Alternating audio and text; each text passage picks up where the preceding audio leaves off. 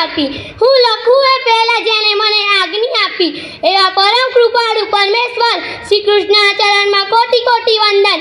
અસ્તુ ઉપસ્થિત ભાવિ પેઢીને સુધારનાર વિદ્યાર્થી, વડીલો, ગામજનો, મહેમાનો તથા મારા શિક્ષકો, તેમને પણ ગોહેલ મીરાબેન મનોજભાઈના સતત વંદન.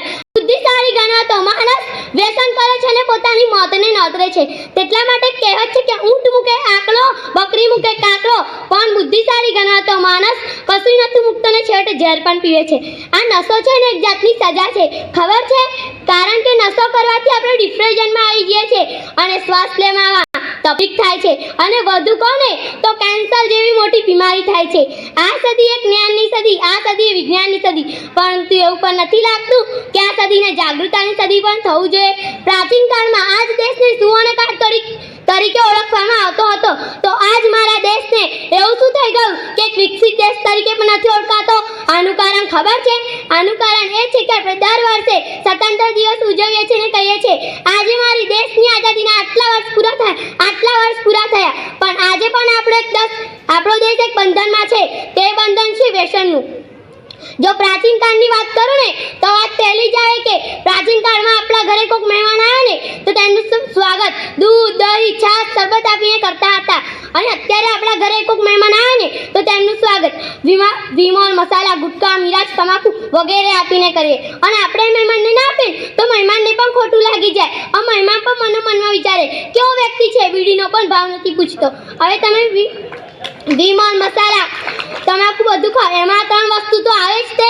પહેલું તો ચૂનો, બીજું તો તમાકુ અને ત્રીજો ખીમો. હવે ચૂનાની વાત કરું ને તો દિવાળીમાં કોકના ઘરે કલર કામ કરતા હોય ને તો તમે 2 દિવસ કલર કામ કરશો ને તો તમારા હાથમાં ચાંદી પડી જાય છે, તો આ મૂર્ખના સદા તો એને પેટમાં નાખે છે, તેની શી હાલત થતી હશે? એ એવું કહે છે કે હું થોડું નાખું છું, પણ એ ભૂલી જાય છે કે કાકરે કાકરે પાર બંધાય, ટીપે ટીપે સરોવર ભરાય. કાકરે કાકરે પાર બંધાય, ટીપે ટીપે સરોવર ભરાય. તમાકુની વાત કરું ને તો એક ચપટી તમાકુ દેડકાને સુંઘાડજો. અરે ખવડાવવાની વાત તો દૂરની રહી, ખાલી સુંઘાડવાથી દેડકો બેભાન થઈ જાય છે, તો માણસની શી હાલત થતી હશે? દારૂ તો ઘણા બધા લોકોને બગાડે છે. એટલા માટે કહેવત છે કે દારૂની બાટલી મોતની ખાટલી. દર વર્ષે 1400 લોકો ધૂમ્રપાનથી મરે છે, દર વર્ષે 60 લાખ લોકો તમાકુથી મરે છે. અને 5735 ભારતમાં અને બીજા 244 ગુજરાતમાં નવા બાળકો ધૂમ્રપાન કરતા શીખે છે. દુઃખની વાત તો એ છે જ્યાં શીખે છે ને તેના વડીલો જોડેથી જ શીખે છે. તમે તમારા દીકરાને પૂછો બેટા આ ન ખવાય, આ સારું નથી, જ્યાં લગીન તમે જ નહીં છોડો ત્યાં લગીન એ કઈથી છોડવાનો? જ્યાં લગીન પોતાની આંખો કંગડીવાળી ના થાય ને ત્યાં લગીન સામેવાળા વ્યક્તિના માથા ઉપર કપાળ પર તિલક પણ ના થાય, ત્યાં લગીન સામેવાળા વ્યક્તિના કપાળ પર તિલક પણ ના થાય.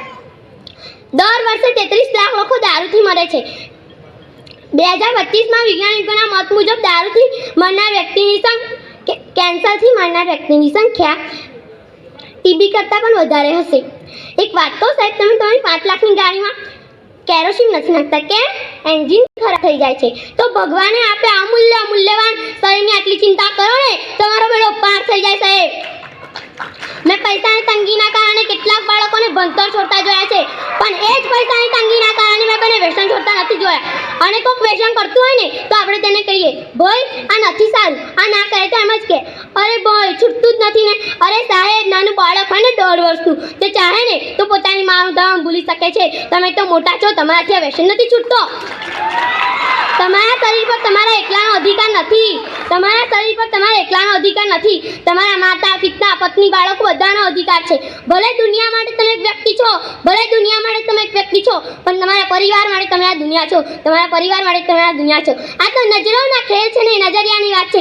આ તો જિંદગી છે મારા દોસ્ત, જ્યાં પલભરની રાત ઉપર ચાંદની રાત છે. પણ જીવો તો એવું જીવો કે આ પલભર પણ જતા રહ્યા, બાકી જીવવામાં હજી પણ ઘાટ છે. અસ્તુ.